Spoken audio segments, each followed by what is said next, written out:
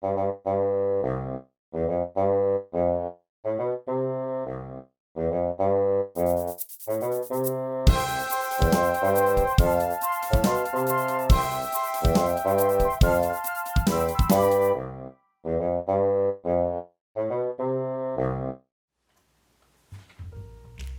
everyone, today I'm going to show you how to fold a necktie. This is a traditional model. I'll be using a 6-inch sheet of kami, and we're going to start with the colored side down.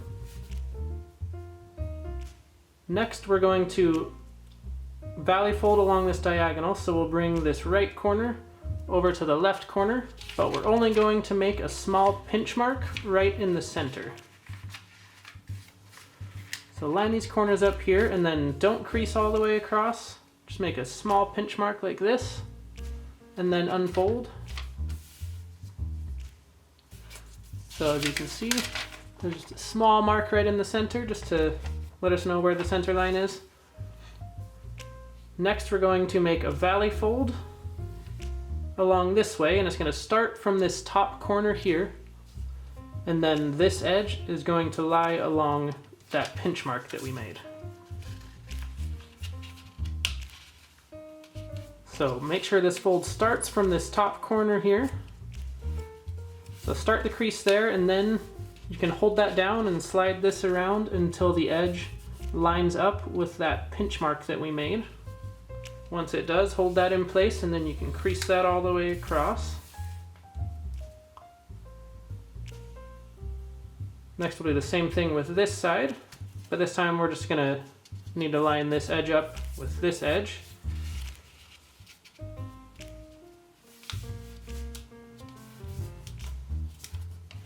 Crease that down, then it should look like this.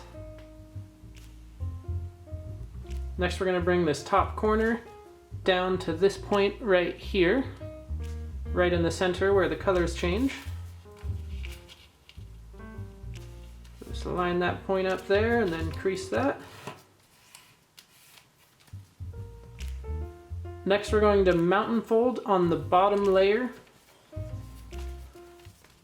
and it's going to be about 1/4 from the top of this colored area. So it's about right here. This is done to taste. If it's not perfect, it is no big deal.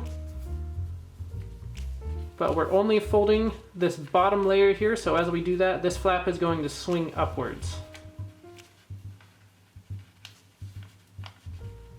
Just like that.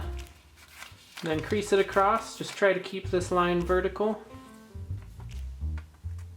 And I'll show you what it looks like from the other side.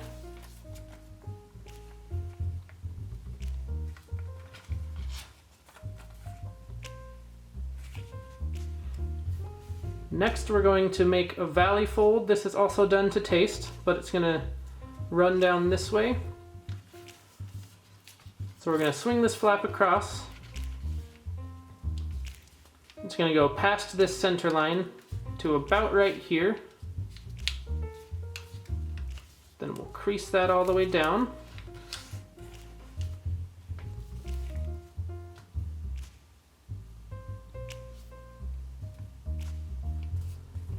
So again, that's done to taste, so it doesn't have to look exactly like mine, but try to get it close, and then in future folds you can adjust it, but you'll see underneath it goes past this center line.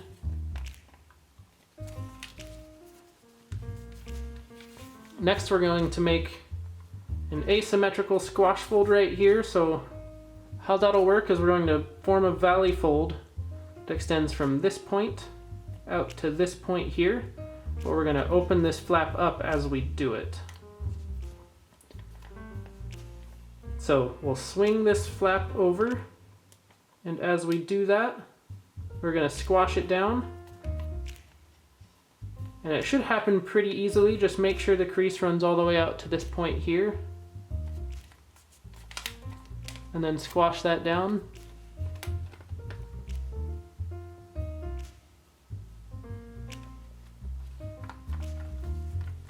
Next we're going to repeat both those steps on the right side. So we'll bring this flap over and just try to make it symmetrical with the other side. So if you just look at where this crease started, start this one from the same point, or the same height, and then look at the bottom and do the same, and then make sure the crease runs all the way across.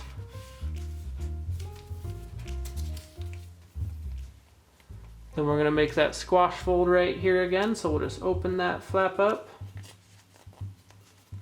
and then press it down, just making sure the crease runs all the way to this corner.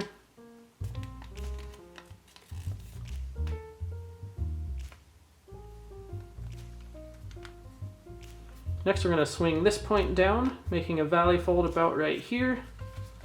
This is another one that's done to taste, but we'll fold it about this much.